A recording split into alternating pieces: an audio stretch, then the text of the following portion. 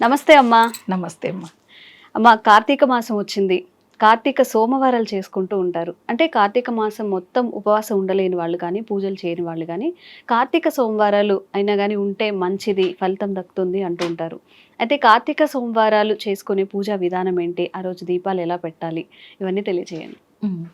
కార్తీక మాసం సోమవారం. ఉమ్, సోమవారాలే కాదు, చాలా మంది ఈ కార్తీక మాసం అంతా కూడా ఆచరిస్తూ ఉంటారు. అవును. కార్తీక స్నానాలు, దీపాలు. ఉమ్, అంటే సంవత్సరానికి ఒక్కసారే కదా మనం చేసేదని చేస్తూ ఉంటారు. అవును. కాకపోతే ఏంటిది అంటే ఇప్పుడు ఆర్థిక పరిస్థితుల రీత్యా అవ్వచ్చు, ఉమ్, అన్ని ఖరీదైపోయినాయి. మహిళలు కూడా ఉద్యోగం చేయాల్సి వస్తుంది. అవును. వాళ్ళకేంటిది అంటే నైట్ షిఫ్ట్లు ఉంటాయి. ఉమ్, 2కో 2:30కో షిఫ్ట్ అయిపోయి వాళ్ళు పడుకొని లేచి ఎప్పుడు పూజ చేస్తారు? చేయలేరు వాళ్ళు. ఉమ్, ఇంట్లో ఉన్న గృహిణులు, లేకపోతే ఉదయం 8 నుంచి సాయంత్రం 6 వరకు ఉద్యోగం చేసే వాళ్ళకి వీలవుతుంది. ఉమ్, ఇలాంటి వాళ్ళు అంటే ఉద్యోగాలు చేసి నైట్ షిఫ్ట్లు చేసిన వాళ్ళు ఎప్పుడెప్పుడు మేము చేసుకోవచ్చు కార్తీక మాసం అంటే ఉమ్, సోమవారాలు 4 రాని 5 రాని 4 సోమవారాలు, పౌర్ణమి, ఉమ్, ఏకాదశి కూడా చేయొచ్చు. ఉమ్, మనకి క్షీరాబ్ది ద్వాదశి వస్తుంది, ఆ రోజైనా చేయవచ్చు. ఉమ్, సరే మాకు ఈ నెలంతా కూడా కాదన్నప్పుడు పోలి అమావాస్య ఒక్కరోజు చేసినా కూడా మనకి కార్తీక మాసం మొత్తం చేసిన ఫలితం వస్తుంది. పోలి అమావాస్య. ఉమ్, కార్తీక అమావాస్యని పోలి అమావాస్య అంటారు. ఉమ్, పోలి కథ, మనం ఆ కథని విన్నా కూడా చాలా వరకు ఫలితాలు వస్తాయి. ఉమ్, సోమవారం చేసేవాళ్ళు కొంతమంది, అమ్మ మేము సోమవారాలు కూడా చేస్తాము అనే వాళ్ళు ఉంటారు. ఉమ్, ఎప్పుడైనా కానీ మనకి మన సాంప్రదాయం చెప్పేది, ఉమ్, మన సనాతన ధర్మం ఏం చెప్తోంది అంటే బ్రహ్మీకాల ముహూర్తం చాలా శక్తివంతమైంది, ఉమ్,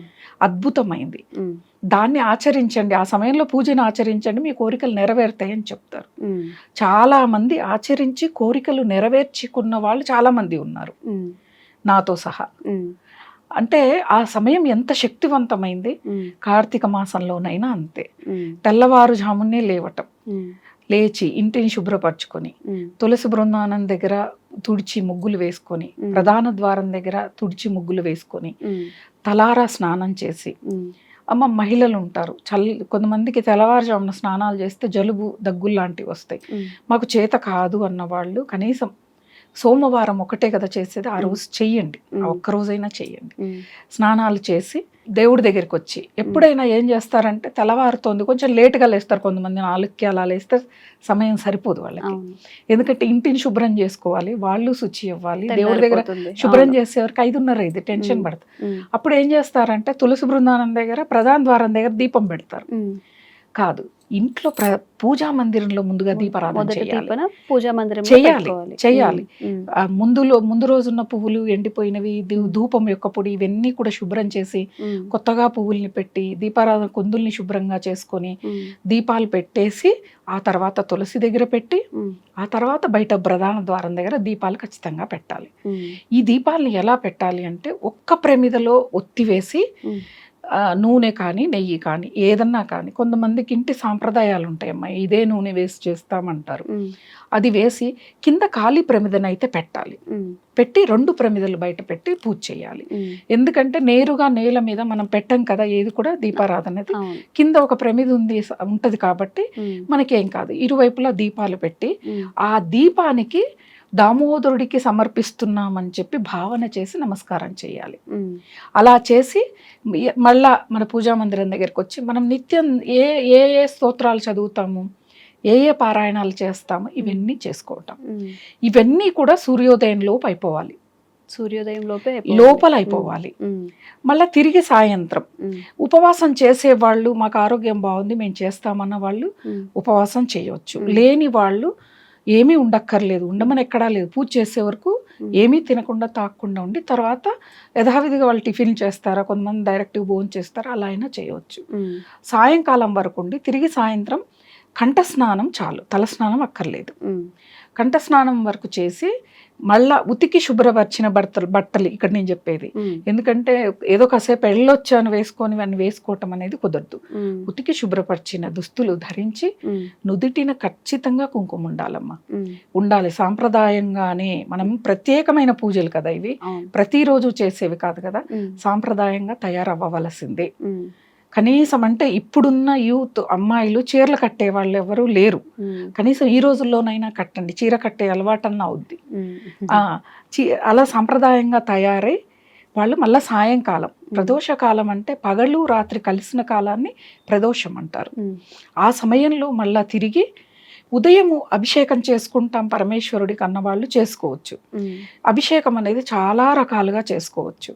ముందు రోజే ఆవు పిడకని కాల్చి వచ్చిన బూడిదని తీసి పెట్టుకొని ఆ బూడిదతోనైనా అభిషేకం చేయొచ్చు పరమేశ్వరుడికి. లేదు జలముతో అభిషేకం చేస్తామన్నా ఆయన పరమప్రీతి చెందుతాడు. లేదు పంచామృతాలతో చేస్తామన్నా, లేదు పచ్చి పాలతో చేస్తామన్నా, అది మన అభీష్టం మీద ఉంటుంది. కానీ దేంతో అభిషేకం చేసినా కూడా ఆయన సమానంగానే స్వీకరిస్తాడు. అలా చేసి మళ్ళా సాయం సంధ్యాకాలంలో ఉదయం వీలు కాల అభిషేకంకి కొంతమంది 6:30-7కి బాక్సులు కట్టాల్సి ఉంటుంది. వాళ్ళకి కాదు, వాళ్ళు యథావిధిగా ఊరికే పూజ చేసి బిల్వం ఉంటే బిల్వం తెచ్చుకొని బిల్వంతో పూజ చేయటం, లేకపోతే పువ్వులతో పూజ చేయటం. ఎందుకంటే అన్ని చోట్ల బిల్వం అనేది దొరకదు అన్ని ప్రాంతాల్లో. కాబట్టి మళ్ళా సాయంకాలం వచ్చేవరకు కాస్త స్థిమితంగా ఉంటారు ఇంట్లో అందరూ కూడా. అప్పుడు లింగం ఉంటుంది కదా ఇంట్లో, లింగానికి అభిషేకం చేసి బిల్వముతో ఈ విభూతితో అభిషేకం చేసి స్వామివారికి మనం ఏం పూజిస్తాము అదే ప్రసాదంగా పెట్టవచ్చు. పెట్టి లేదు పళ్ళు పెడతామమ్మ పెట్టవచ్చు. పెట్టి అంటే ఓం నమ శివాయ అనే మంత్రాన్ని మర్చిపోకూడదు. ఉదయం పెట్టేటప్పుడేమో దామోదరుడికి అర్పిస్తున్నాం, సాయం సంధ్యాకాలంలో దీపం పరమేశ్వరుడికి అర్పణం, ఇలా అనుకుంటూ మనం పూజ చేయటం. ఇలా మనం కార్తీక మాసంలో 4 సోమవారాలు కానీ, పౌర్ణమి కానీ, పాడ్యమి పోలి అమావాస్య కానీ చేసుకోవచ్చు మనం. అంటే వీళ్ళున్న వాళ్ళు ఒక్క సోమవారం చేస్తారా సరిపోద్ది, ఆ పౌర్ణమి రోజు చేస్తారా అంటే ఇక్కడ సమయాభావం అనేది ఒకటి ఉంటుంది. సమయం ఉండాలి అందరికీ కూడా. కొంచెంమందికి తెల్లవారుజామున లేస్తే తలనొస్తుంది, చాలా మంది దగ్గర విన్నాను, మాకు విపరీతంగా తల పట్టేస్తుందమ్మా ఆ సమయంలో లేస్తే. అలాంటి వాళ్ళు ఏదో ఒక్క రోజైనా సరే తట్టుకుందాం, లేదో మెడిసిన్ తీసుకుని చేసేవాళ్ళు ఉంటారు. అలా చేసుకోవటం ఇక్కడ భక్తి ప్రధానం. నువ్వు బంగారు బిల్వంతో పూజ చేస్తావా, వెండి బిల్వంతో చేస్తావా, లేకపోతే ప్రకృతి పరంగా వచ్చిన బిల్వాన్ని తీసుకొచ్చి పూజ చేస్తావా, ఒక్క మారేడు దళం పెడతావా, లేకపోతే 108 మారేడు దళాలు పెడతావా, ఇవన్నీ పక్కన పెడితే భక్తి ఒక ఎత్తు. భక్తి ఒక ఎత్తు. మనము దీపాలు అనేది మాత్రం మట్టి ప్రమిదల్లోనే చేయాలి. ఏ లోహంతో చేసినయో ఉన్నాయి మా ఇంట్లో, చాలా ఉన్నాయి, నేను వెలిగిస్తానంటే నువ్వెంత రిచ్ అన్నా కానీ మట్టికున్న ప్రాధాన్యత అంత ప్రాధాన్యతే. ప్రధాన ద్వారం దగ్గర పెట్టేవి కానీ, తులసమ్మ దగ్గర పెట్టేవి కానీ. ఇంకా పౌర్ణమి రోజు వచ్చే వరకు ఇంకా మనం ఈ రోజున 365 ఒత్తులు. పౌర్ణమి రోజు కాకుండా క్షీరాబ్ది ద్వాదశి వస్తుంది మనకి. క్షీరాబ్ది ద్వాదశి రోజు తులసి బృందానం దగ్గర కూడా చాలా మంది 365 ఒత్తుల్ని వెలిగిస్తూ ఉంటారు. లేదు ఆలయానికి వెళ్ళి ఆలయాల్లో కూడా వెలిగిస్తూ ఉంటారు. పౌర్ణమి రోజైనా ఆలయాల్లో వెలిగించవచ్చు. అయితే ఇక్కడ ఆలయాల్లో ఏం జరుగుతుంది అంటే అందరూ కూడా వెళ్ళి వెలిగిస్తూ ఉంటారు. పెట్టే ప్రదేశం లేక ఒత్తులు వెలిగించి తిరిగే లోపు అవి ఇంకా అఖండం అయ్యిండో తీసేసింటారు ఆలయ సిబ్బంది. అంటే అక్కడ వస్తూ ఉంటారు, పెడుతూ ఉంటారు, స్థలం ఉండదు కాబట్టి. నేను అందుకే అందరికీ చెప్తా, అందరూ ఆలయానికి వెళ్ళి మేము దీపాలు అక్కడే పెట్టాలని అనుకోకండి. ఇంట్లో తులసి బృందానం దగ్గరే పెట్టుకోండి. చక్కగా కూర్చోవచ్చు, ఎవరు మనల్ని డిస్టర్బ్ చేయరు. మన ఇంట్లో భక్తిగా కూర్చోవచ్చు, నిదానంగా ముగ్గులు వేసుకొని ఆ ప్రమిదకు బాగా అలంకరించుకొని ఆ నానబెట్టిన 365 ఒత్తులు పెట్టి ఆ అఖండ దాన్ని వెలిగించి మనకు కావాల్సిన స్తోత్రాలన్నీ కూడా చదువుకొని ఎంత ప్రశాంతంగా ఉంటుంది. మరుసటి రోజు ఉదయం మనం తీసే వరకు అక్కడే ఉంటుంది. అలా చేయండి. ప్రతి ఒక్కళ్ళు మేము ఆలయంలో వెళ్తాం, ధ్వజస్తంభం చుట్టూ పెడతాం, లేకపోతే వాళ్ళు స్టాండ్లు ఏర్పాటు చేశారు వీటిల్లో పెడతాం, మేము ఆలయంలోనే పెట్టాలని అనుకోకండి. అలా ఏమీ లేదమ్మా. 365 ఒత్తులు వెలిగించడానికి అసలు కారణం ఏంటిది? మనం సంవత్సరంలో ఏదో ఒక రోజైనా మనం స్కిప్ అవుతుంది పూజ అనేది. ఊర్లోకి వెళ్తాము, లేకపోతే ఆరోగ్యం బాగాలేక పెట్టకపోయే వాళ్ళు, పొద్దున్నే బయటికి వెళ్ళిపోయే వాళ్ళు చేయలేరు. ఈ చెయ్యనిదంతా కూడా ఈ 365 రోజులు ఒత్తులు వెలిగించటం వల్ల ఆ పూజ చెయ్యని ఆ ఫలితం మనం అందుకుంటాం ఇక్కడ. అందుకు వెలిగించటం 365 రోజుకు ఒక ఒత్తిలా అన్నమాట.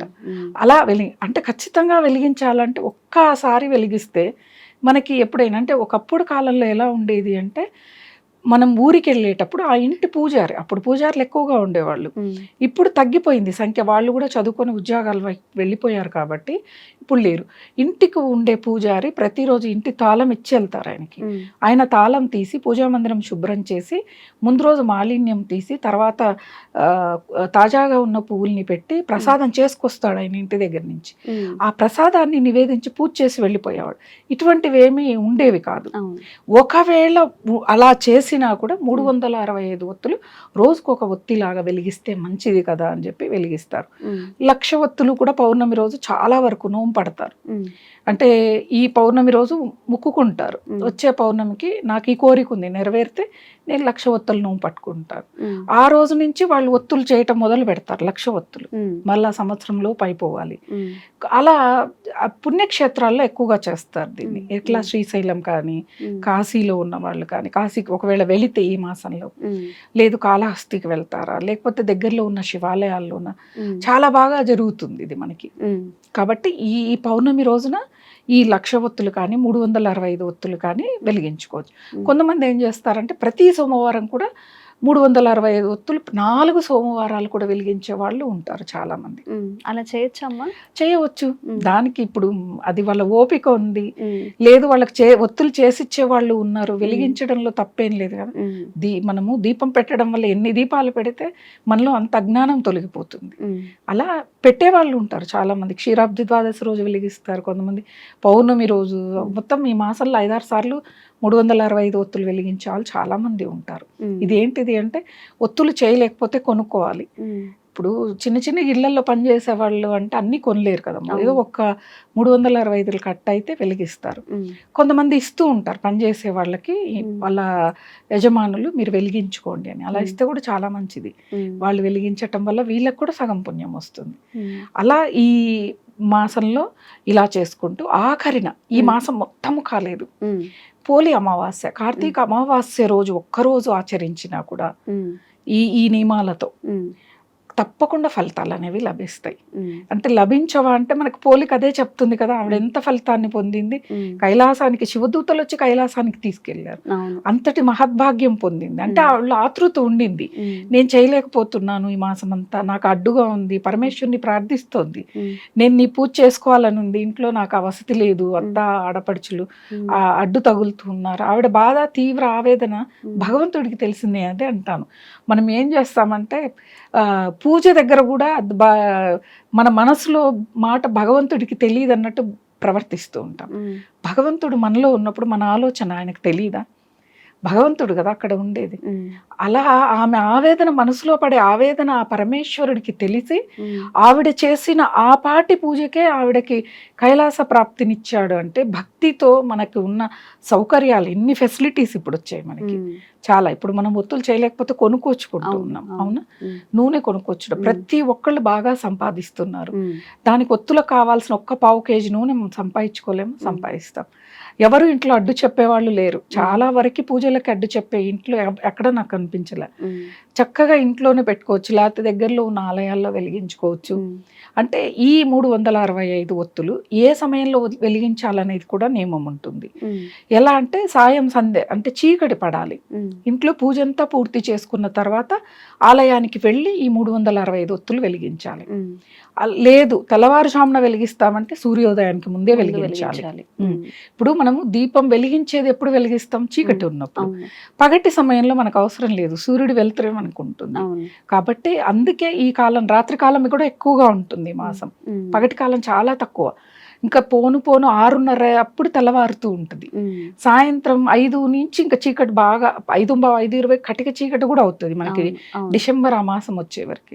కాబట్టి ఈ దీపాల వెలుగు, వాతావరణంలో ఉన్న ఆ ఉష్ణోగ్రత తక్కువగా ఉంటుంది మనకి. సూర్యుడు కిరణాలు అంత చురుగ్గా ఉండవు, ఇప్పుడు తక్కువగా ఉంటాయి. కాబట్టి మనం ఈ దీపాల సహాయంతో ఆ వేడిని మనం వాతావరణంలో ప్రొడ్యూస్ చేసుకోవటానికి అలా ఒక కారణం అయితే, ఆ దీపాల నుంచి నువ్వుల నూనెతో మనం దీపం పెడతాం, కొంచెం ఆవు నెయ్యి వేసి పెడతాం, దాని నుంచి వచ్చే వాయువు శ్వాసకోశ సంబంధమైన వ్యాధుల్ని తగ్గిస్తాయి. ఎందుకు ఈ మాసంలో ఎక్కువగా జలుబు, దగ్గు, జ్వరాలు ఎక్కువగా ఉంటాయి చలికి. అంటే వాతావరణం మారుతుంది కదా, శరీరం తట్టుకోదు చాలా మందికి. ఇప్పుడు కాలం అయితే 95%, 95% తట్టుకునే శరీరాలు లేవు. ఉమ్, కాబట్టి అందరి కోసము కూడా ఎప్పుడూ మన ఋషులు మునులు ఎంత సనాతన ధర్మాన్ని తరతరాలకి యుగయుగాలుగా అందించారంటే ఇవన్నీ కూడా మనం స్మరించుకోవాలి, లేకపోతే కృతజ్ఞత లేని వాళ్ళం అవుతాం మనం. చాలా చక్కగా చెప్పారమ్మా. సోమవారాలు పూజ ఎలా చేసుకోవాలి, పోలి అమావాస్య ప్రత్యేకత గురించి ధన్యవాదాలు. నమస్తే.